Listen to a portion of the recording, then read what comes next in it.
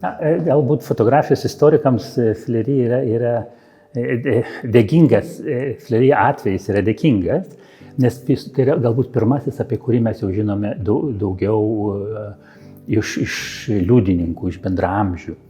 Tai visų pirma, aišku, jisai pirmas klausimas kyla, kodėl jo tokia pavardė.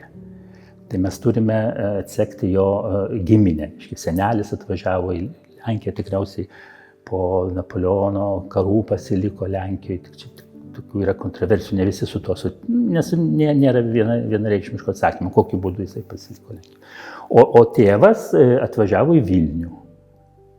Tėvas tikriausiai turėjo nemažą įtaką formuojant jo ir pažiūras, ir meilę menui, nes pats tėvas jau kolekcionavo paveikslus, turėjo knygų rinkinį.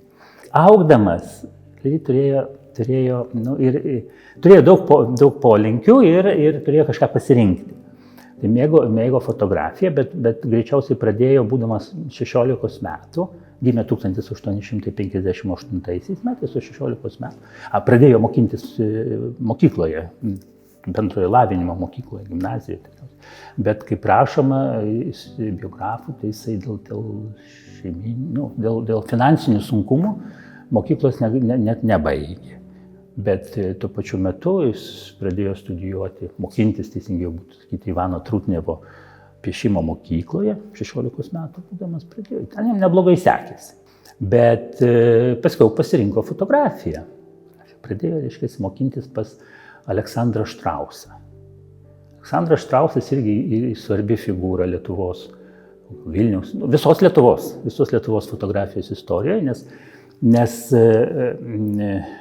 baigęs tą pačią Sankt Peterburgo imperatoriškąją dailės akademiją, grįžo į Lietuvą, dar šiek tiek tapė, irgi turėjo gabumų tapybai, neblogų, yra išlikę jo paveikslų, bet buvo pirmas dailininkas Lietuvoje tikriausiai nuėjęs fotografo keliu. Ir tai tikrai buvo gera mokykla ir greičiausiai tas tai ir nulėmė, kad jisai pats nusprendė būti fotografu.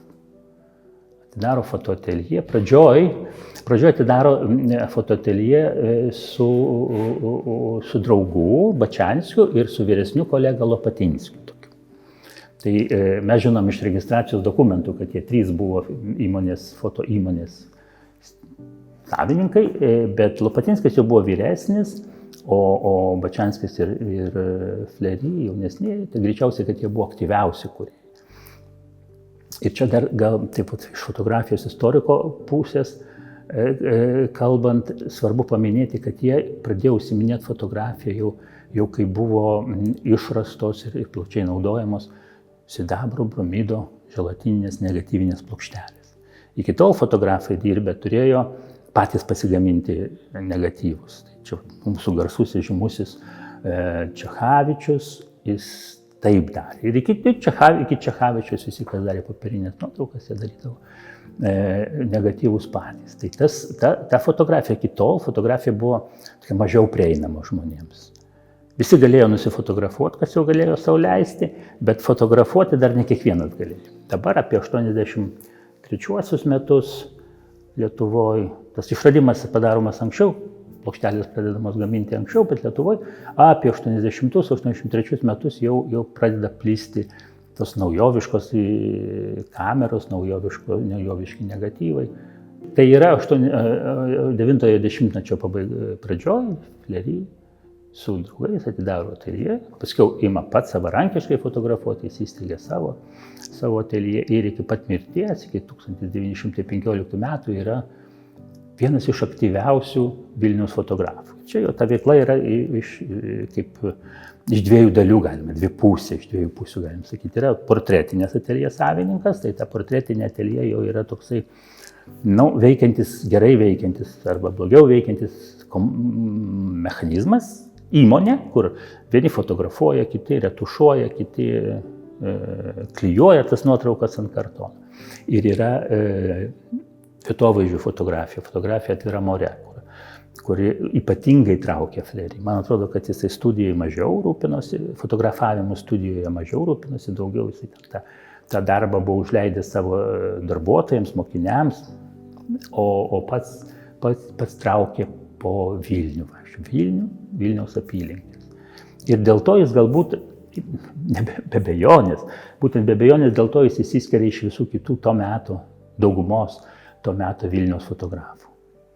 Jį domino Vilniaus apylinkės, Vilniaus vaizdai, Vilniaus žmonės. Dalis tos veiklos, aišku, davė kažkokį pelną, jeigu, sakysime, greičiausiai gaudavo honorarus už spaudoj išspausdintus vaizdus, galbūt be abejonės gaudavo kažkokį atlyginimą už vaizdus, kurie buvo panaudojami atvirukams ir panašiai. Jis pats vienas išleido, pats pirmasis buvo išleidęs tokių Vilniaus fotografuotų vaizdų albumėlius.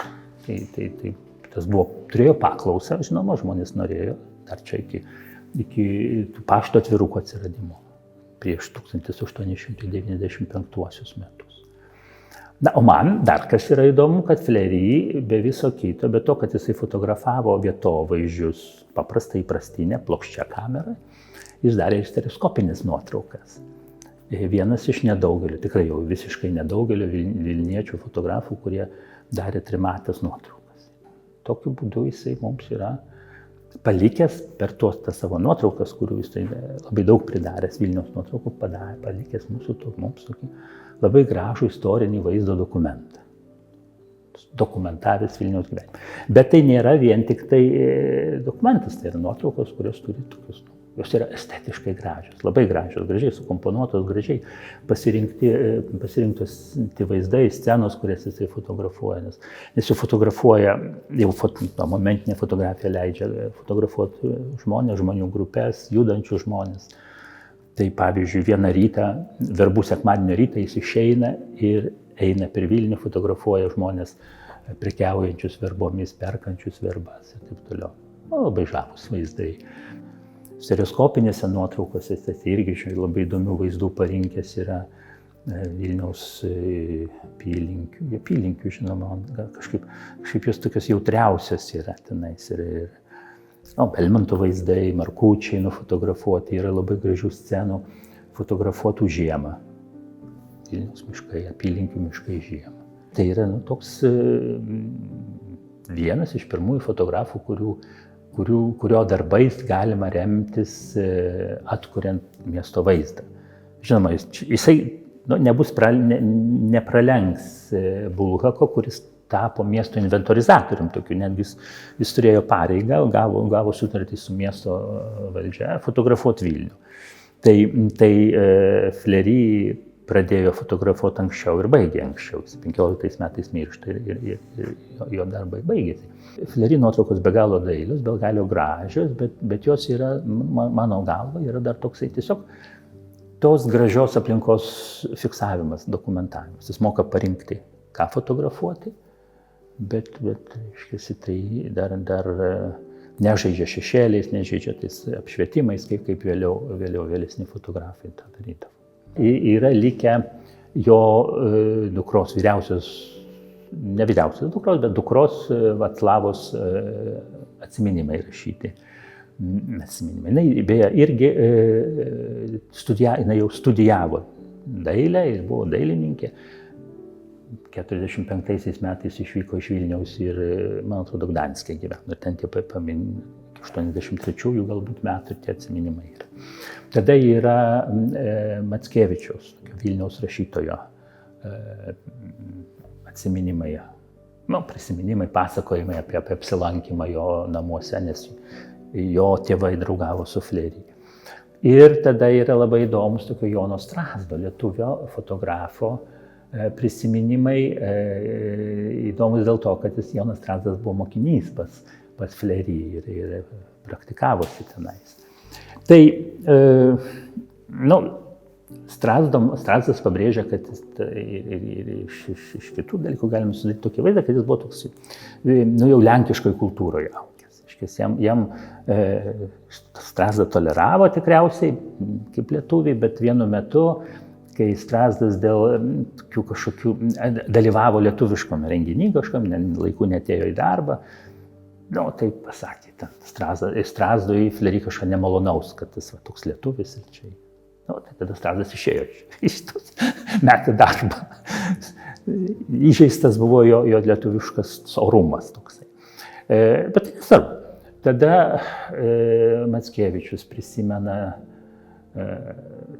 yra tas jo namų, šiaip tėvai gyveno netoli Bernardinų kapinių, bet ten augo Fleury, o paskiau jau kaip 20 amžiaus pradžioje, gal 92 arba 3 metais jis jau pasistatydino namus Rasų kolonijoje vadinamojoje. Ten yra išlikęs tas namas, puikiausiai išlikęs ir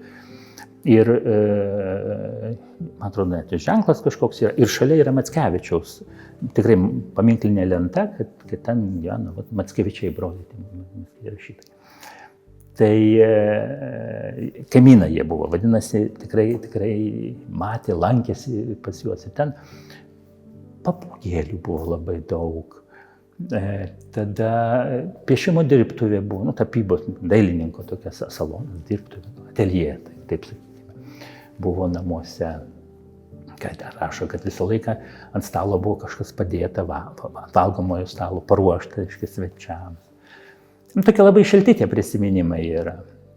Čia aš prisiminiau tokį dalyką. Prisiminiau, kad jisai mėgo ir spalvinti nuotraukas ir pagal nuotraukas tapyti kažkokius paveikslėlius. Tai yra tokių pavyzdžių ir yra labai gražus tokio berniuko portretas paspalvintas.